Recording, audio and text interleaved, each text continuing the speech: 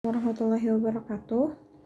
Rabbi zidni ilman warzuqni fahman. Kita akan melanjutkan materi kita. Materi terakhir yaitu refleksi. Refleksi itu artinya pencerminan. Kalian pasti tiap hari bercermin kan ya? Mau itu nyisir, pakai bedak, atau pakai baju, pakai kerudung, itu pasti kalian bercermin gitu. Kan kalau misalkan kalian bercermin nih, kayak misalkan contoh, ini ada dede bayi yang lagi ngaca, dia tangan kanannya kalau di cermin tuh jadi tangan kiri kan ya, terus si mata kanannya jadi mata kiri, telinga kanannya jadi telinga kiri gitu, terus dia jarak antara objek dengan bayangannya juga akan sama gitu. Nah, atau misalkan kalian pernah lihat gedung atau pohon atau apapun, sebuah objek yang dipantulkan di permukaan air gitu, kayak gambar yang ini gitu ya. Si besarnya tuh kan dia sama ya, terus jarak antara titik cermin, titik pangkal permukaan air dengan objek, terus dengan permukaan air dengan bayangannya pun sama gitu. Nah, kalau ini contoh nyatanya. Terus sekarang kalau misalkan dalam matematikanya kayak gimana? Nah, di dalam matematika itu biasanya refleksi atau pencerminan dilakukan terhadap beberapa sumbu.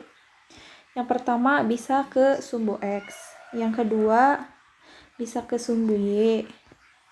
Angka 2 tuh nggak bisa. Yang kedua dia bisa ke sumbu Y.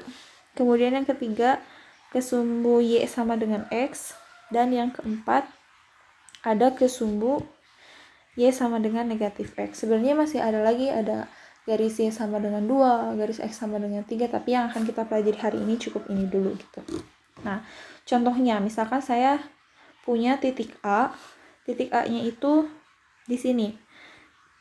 Titik A. Di 2,1. Akan dicerminkan terhadap sumbu X. Sumbu X itu kan yang ini ya, yang ini. Ini teh pura-puranya sebagai cermin. Nah, nanti bayangannya akan di mana? Berarti kan si jaraknya harus sama ya. Nah, berarti si jarak antara titik A ke sumbu X itu kan 1. Berarti nanti bayangannya juga akan berjarak 1 terhadap permukaan, terhadap sumbu pencerminannya gitu. Nah, di sini si bayangannya. Berarti kita akan punya aksen 2, min 1 gitu. Nah, yang ini yang awalnya X, Y berubah menjadi X, min Y. Ini umum ya. Mau titiknya berapapun, saat dia dicerminkan terhadap sumbu X, maka yang awalnya X, Y itu akan berubah menjadi aksen X, min Y gitu.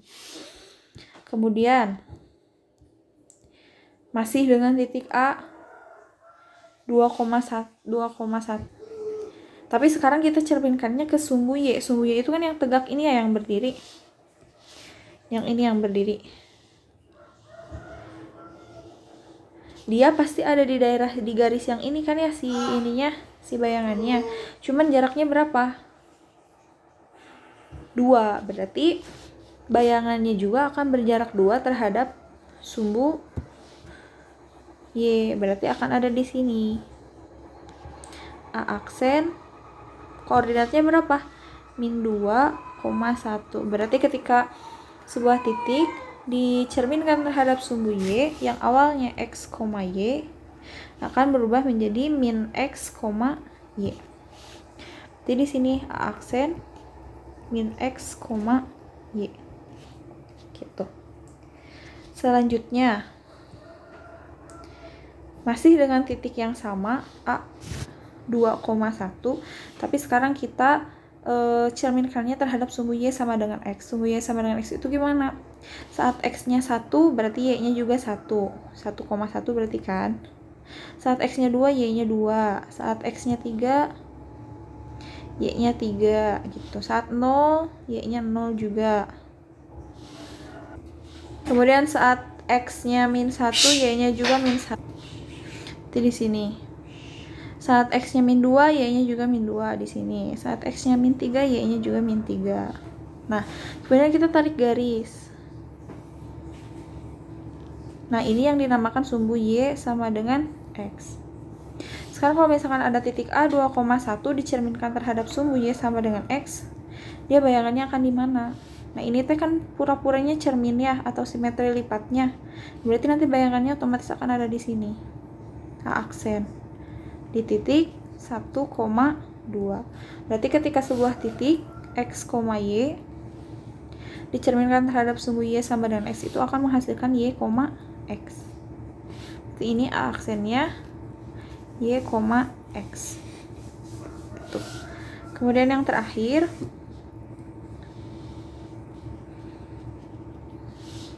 masih dengan titik A 2,1, tapi kita akan cerminkan terhadap Y sama dengan min X. Ini tuh sama aja kayak X sama dengan min Y ya. Berarti saat X-nya 1, Y-nya itu min 1. Berarti di sini. Saat X-nya 2, Y-nya min 2. Saat X-nya 3, Y-nya min 3. Saat X-nya min 1, Y-nya 1. Kebalikannya pokoknya. Saat X-nya min 2, Y-nya 2. Saat X-nya min 3, berarti Y-nya 3. Kalau 0 ya sama-sama 0 ya, karena nggak ada negatif 0. Kemudian kita tarik garis lagi. Nah, ini kan titik A-nya di sini. Tegak lurus nih, kayak gini. Berarti nanti bayangannya akan ada di sini. Titik A aksen. Di titik berapa ini? Min 2. Min 1, min 2. Yang awalnya X, Y berubah menjadi min Y, min X. A aksen min Y, min X. Gitu. Contoh, misalkan ada sebuah titik sembarang tanpa menggambar di ordinat kartesius. Misalkan ada titik B.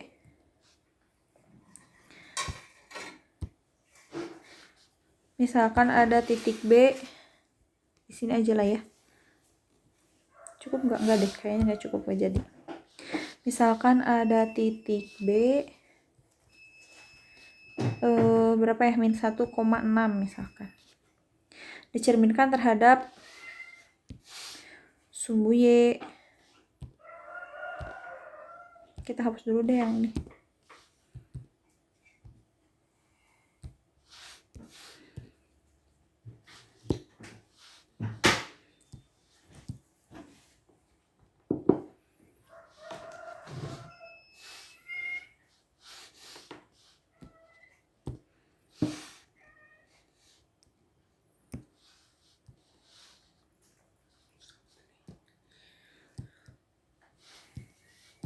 Sekarang ada titik B. Berapa tadi? 1,6 gitu. Direfleksikan terhadap sumbu X, sumbu Y. Y sama dengan X, garis Y sama dengan X, dan Y sama dengan min X. Tanpa menggambar di kartesius berarti bayangannya di mana? Ya, kita gunakan rumus yang udah kita temukan tadi. Berarti yang kalau terhadap sumbu X berarti B aksen. Ini X, Y. Dia, bayangannya akan ada di X, min Y. Berarti akan ada di 1,6. Yang ini berarti B aksen akan ada di min X, Y. Berarti min 1, min 6. Yang ini B aksennya akan ada di Y, X. Kita tukar berarti min 6,1. Yang terakhir B aksennya akan ada di min Y, min X. Berarti ada di 6, min 1. Gitu. Cara menggunakan rumusnya ya.